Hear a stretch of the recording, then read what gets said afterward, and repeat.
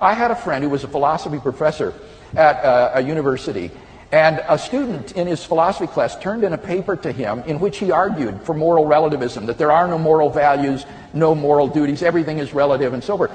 And my friend put an F on the paper and sent it back to the student, even though it was a good piece of work.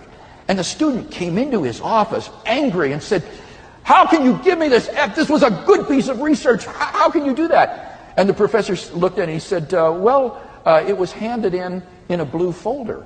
And I don't like blue folders. The grade is an F.